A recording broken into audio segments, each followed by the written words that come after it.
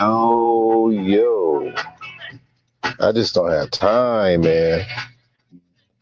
Ooh, think I might be risking doing it now. Yeah, this is the time of year. There's a lot of field trips, testing, purchasing, getting other teachers on board to at least do the right thing and chaperone and all that. So I'm just glad I'm not a senior class sponsor, man. Lord have mercy. You know. Oh God, I'm so tired. Anyhow, what's up, everybody? I know I was trying to avoid. I was trying to do an afternoon, but usually afternoons, I have to really make sure that it's during a time where nothing is going on.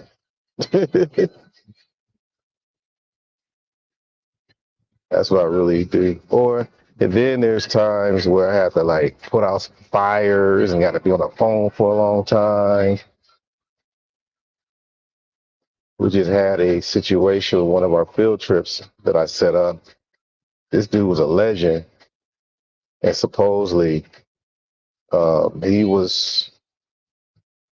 I got to get all the details when I get to work, but supposedly he was using a lot of inappropriate language with the students during his presentation, and also I guess he was kind of on some gropey type stuff when he were trying to take pictures. Someone with a girl. So dude is about 82 years old.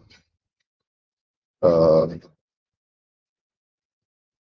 I had to call and tell his sister, So the thing is, regardless of if we think the children exaggerated or not, we got to report that. Mandated reporters.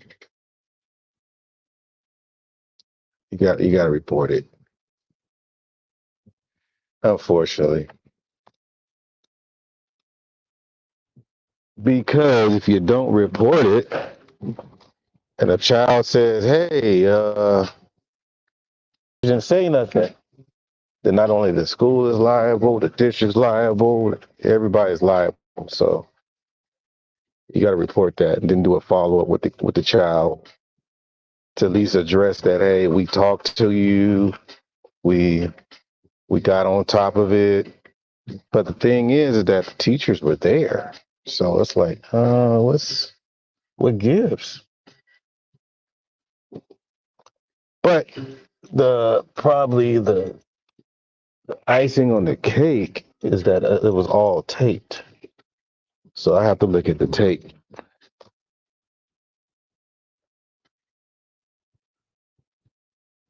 So it's crazy.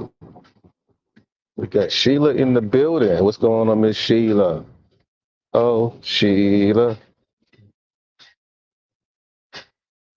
Yeah, it was taped though, so I don't know, y'all. I have to figure that out. Yeah, I don't think I have anything real big. I've just got to still work on my algorithms. Usually after work is way better. That's why I'm like trying to hold out for after work. Morning, YouTube always even though I have higher numbers, YouTube always put it to where like I got like 40 listeners and all that kind of stuff on the mornings. I'm like, okay, what's going on, big contractor? Yeah, we need you, man. We need you, brother. We need you. I think he would bring balance to the force.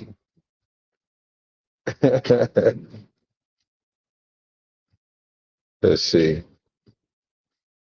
Yeah, I just get tired of that. You don't need a degree to do this. You don't need a degree to do that. Shit, you don't need a degree to wipe your ass. So let me flip it. And this is no offense to a contractor or anyone in trades. So I'm gonna start saying this. You don't need a trade to be a doctor. You don't need a trade to be a lawyer. You don't need a trade to be a dentist. You don't need a trade to be a judge. You don't need to be a. You don't need to be a. You don't need. You don't need a trade to be a higher engineer. You need a trade for those things. You see how stupid that sounds? And guess what? Nobody said you needed a trade for it. So people like bringing up fights that are not even there. But and I think it's insecurities. We've talked about that before. The insecurities. That's why I was saying, people getting their feelings about stuff that's not even there. What is that called? Projecting? I think that's what it is. Projecting. They would sit there and go into a store, and you walking down the ice cream line. Actually, ice cream is on the left of the freezer aisle, and the drinks on the right. And you just walking down the aisle, right? Just to get to the other side. But since you're walking down the aisle, you must go get some ice cream. Negro, I gotta get down here to get to the other side. Nah, you since you walking down the ice cream aisle, you probably gonna get some. What you gonna get? Haagen-Dazs, Ben and Jerry's. Dude, I'm not getting ice cream. I'm trying to get to the other side of the store, and that is the only aisle that I can go through. I'm like, God damn. What kills me is these are grown men,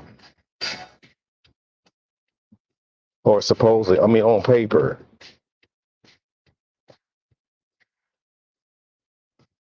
The grown men are projecting.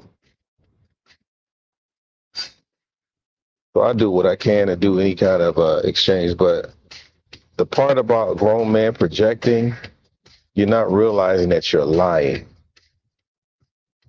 Let's keep it above. You're making up stuff. Yeah, we need some quotes verbatim of the things that you're accusing people of. A lot of that, man. Uh-oh. Oh, man. You hear that, Sheila E? I got one of your songs on. I used to love this song.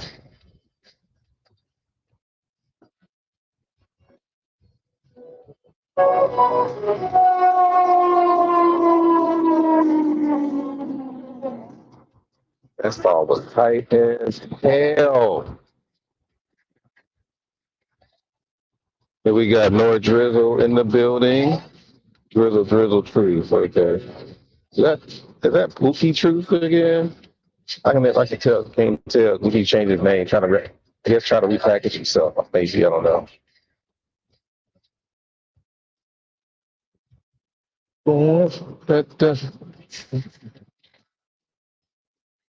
Let's see what the map is telling me. Florida. Best part.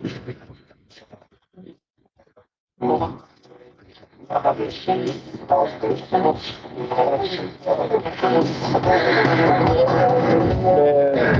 always tell people Prince I think his biggest pocket was I would say 82, yeah, 82 to 85. 82 to 85, that dude was possessed. I believe it. Most of it was for the most part, those were his vanity years. Everything this dude touched, I'm like, damn. No, I'll change it back to Noir. Oh, okay. The Black Truth. People don't know Noir is blah. The front. Could you please pass the paper bond? But of course. I'm showing you. Yeah, man, Prince, all those people that he was involved with. Wow, those are his like late. What was that? Controversy, 1999, Purple Rain. I think around the world in the daytime. That's when he kind of like started doing a lot of experimenting. A lot of experimenting. You know, he started doing like Madhouse and The Family. Uh, Shit, when he did Maserati, I'm like, dude, what are you doing? Uh, his live shit, oh my god. That's why I don't like the comparison of Michael Jackson and Prince. They're just totally different animals. You know, Prince has more of a James Brown band element. James Brown band, music writing, that kind of thing. I believe you must be young, dude. The Norg dude. I notice people when they go to the Dave Chappelle, they're young. Especially when they talk about James Brown too. Rick James. If you can only go to the Rick James, when it's Rick James and you gonna go to Dave Chappelle, you're young. When Super Freak came out, you were probably either 5 or weren't even born. I'm just gonna keep it a buck. That the Dave Chappelle thing was funny as hell. Don't get me wrong, but usually that's the young folks go to because they didn't know what it was like during Prince and Rick James's heyday. Them dudes were gods. Them dudes were gods. Rick James was a god. The problem with Rick James, he was stuck with Gordy Motown, so he can only go so far. Prince had Warner Brothers. That's a whole different ball game. So Prince had international hookup compared to Rick James. I wouldn't say Prince was more punk rock. Not even close. Where did we get that from? Um, yeah, but I want to stick with the 82, 85 period. I think that's what really, really, really, really put him on the map. That really put him on the map. And you got to remember around that time, y'all, I want y'all to really think about when I'm going to ask this question. Um, really think about this. Who besides Prince in the 80s during the whole R&B era, I would say mid 80s, in the 80s and R&B era, did a lot of lead guitar and singing that was black?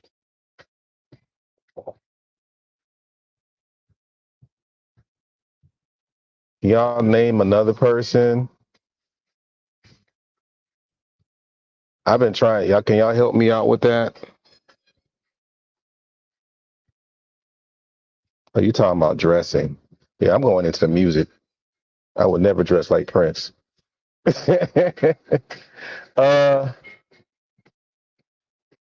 help me out with that, y'all. Don't give me no jazz musician. I'm talking about an R&B black musician, lead guitar and singing.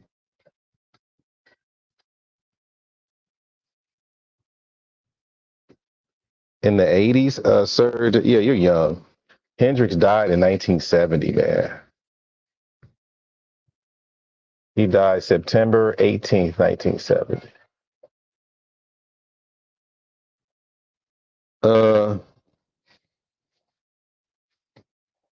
no one. I think, damn,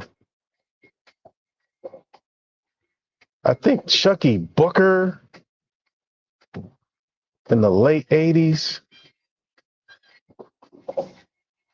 I don't want to, I mean, but Chucky wasn't no Prince, person. But yeah, nobody, I'm thinking, man, I'm really thinking nobody, that's what I'm saying. Prince was pretty much the only one. And he was fighting it because he had to really compete with hip hop. Even though I had to let people know Prince was a big fan of hip hop. Prince and Michael, they were big fans of hip hop.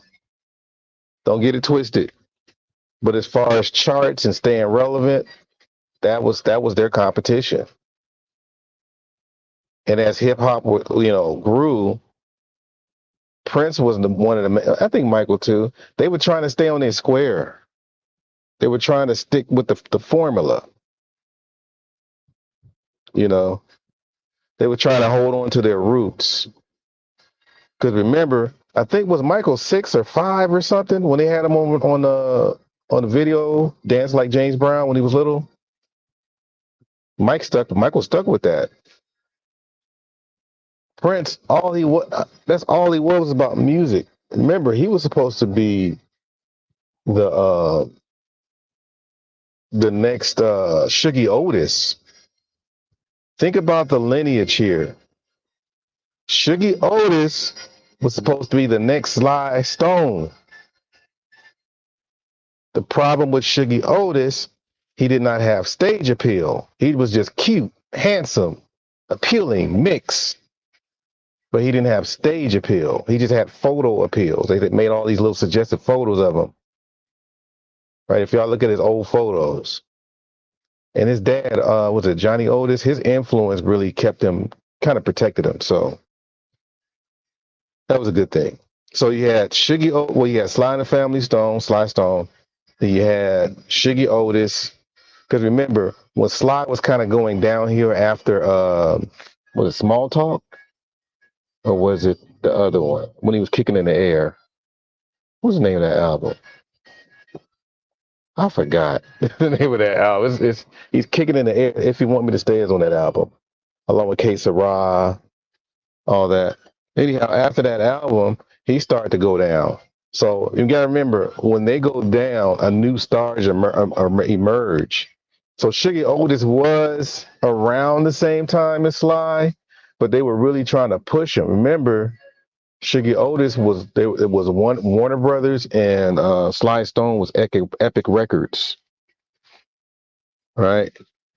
So you got to remember too, a lot of these record companies they were competing against each other as well. My star is better than your star. That's why Berry Gordy had his hands full because all these record companies kept trying to take their artists away from him. Y'all got to read about this stuff. This is history. This is history. We got AB Media. Hope you're doing well, good brother. Uh, but yeah, it was Sly and the Family Stone, Shuggy Otis, Prince. Problem with Shuggy Otis, according to the record companies, he took too long to make albums. He took too long to make a product, and he was doing too much time. He was spending too much time with his family. Oh, the record company had an issue with Shuggy Otis putting all that time in with his family. Come on, these people. What's up with the traffic? Isn't that a trip? He's like, forget it. Y'all gonna have to wait. Now, I don't know the exchange during that time, but as far as their conflicts and arguments and disagreements, but he did his family was a top priority, according to what I read. Now, I wasn't there. So that was the thing with the ooh, just had a car accident in front of me. Was it that bad? Uh-oh. Somebody hit the back of a Porsche. Is Mercedes hood supposed to bend like that? Jeez. Anyhow, so gotta remember, Sugar Otis, Warner Brothers. One thing about record companies, especially the bigger they are, they gotta find a way to market you versus your music. They gotta find a way to attract you so you can at least try to listen to the music. That was the issue. Okay, this dude is good, but how we gonna get people to listen? Oh, let's use some androgyny on the record covers. So when you see Shuggy Otis on his last albums, he had like damn near some lipstick, slick mustache, hair going over his eye, his head like leaning on the shoulder, like he's about to lick his lips. But I think he was holding back. I think he was holding back, like I ain't gonna be doing this stuff, Um, yeah, they tried to. I think that was the thing about the industry. They know that androgyny is hypnotic. They know that all the way from Amadeus to Louis Louis the 14th. It's androgynous. Androgyny makes you stare, makes you look at things for a long time. So David Bowie figured that out. Who else? Iggy Pop, right? Alice Cooper. They figured that out. And so, um, hell, I'm not sure. I mean, I think he was on some different stuff. I think he just wanted to look quote unquote beautiful. You know, I think that's what he wanted. So, anyhow, when it went to Prince, Prince was so talented, but at the same time, he was not really married to a look. If you notice, like a lot of his old pictures, he looked like so many different people in the '70s. He didn't have that exotic Afro, you know, look at those, that people thought it was. He just like the regular everyday small dude, right? So when he had that look, he pretty much I don't know what it was, but he pretty much went through a lot of different phases according to his record label, because the ideal was to really compare him to Stevie Wonder. Can y'all believe that? According to Chris Moon, right? And Alvin Moody. Who else? There was some other people. They were trying to say this kid is talented. He's only 5 foot such and such, you know. So they had a designer. I forgot this chick's name. She kept trying to. She had him look like he was kind of like on the athletic side. He wore an onk. Had a fro. Always had his chest out. So they kept that formula. Man, what's going on here? Anyhow, so they kept that. I think then later on, shit, 79 was it, y'all? They had him with the pressed hair and all that stuff, being naked on a winged horse. And believe it or not, somebody told me that he was supposed to be a pimp. And he took it a step further when he started performing. The rest was history. He went from pimp to kissing his own hand and stuff, biting his finger, and women like, ah! He was like, I'm gonna ride this till the wheels fall off. Shoot. But I guess when you find a formula that works, you gonna ride with it. So when it came to since we got people to listen based on this look of androgyny, Let me start coming up with all these kind of music. And I'm not sure if everybody else, I'm quite sure other people went to that too, to try to market themselves before improving their music. And then we go back to Rick James. I'm not sure if he went through that because Rick James, I still haven't found it yet. But people were telling me that Rick James used to be with the JBs when he was 15.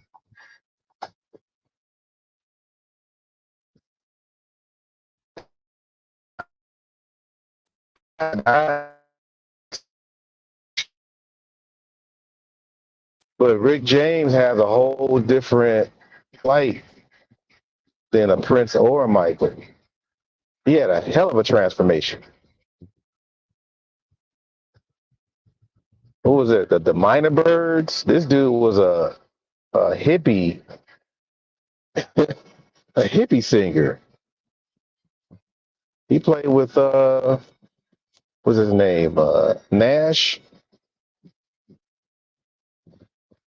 right? I forgot Nash's first name. No, not Nash. Neil Young. My bad. He played with Neil Young. Was it Neil Young? And these are like Neil Young is like a big time hippie-ish type folk singer. So, and then he was in the military. I mean, Rick James has a way different story. Only thing I don't know much about Rick James is his family. I know his brother, who I'm in contact with a little bit. His brother is a visual artist. His brother is a painter. Did y'all know that? He's a painter. He stays in Brazil, right? And so Rick, man, I don't know. When you start doing all that stuff about how you market yourself, how do you measure your talent? It's pretty interesting. I'm trying to pay attention at the same time, y'all. Um, but yeah, I think, and then Michael, we go back to Michael. Michael was already battle tested when he was young. Shit, when he was 11, he was feeding his family. If he didn't go on stage, they wasn't getting paid. If he wasn't in the studio, they weren't getting paid. So,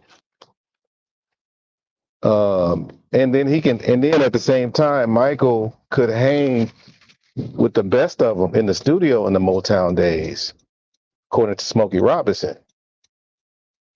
Smokey said that every time Michael went into the studio, they didn't even have to do that many takes. This little fool dancing, construction worker. We village people. Anyhow, yeah, man, that was a trip. That was a trip, man. Anyhow, I'm gonna go ahead and get up out of here. I made it to work on. Well, I'm a little bit behind, 5 minutes. These fools. Hey, brother. She gotta go, huh? Yep. All right, y'all. Y'all be safe out there. Peace and hell. Grace. I'm gone.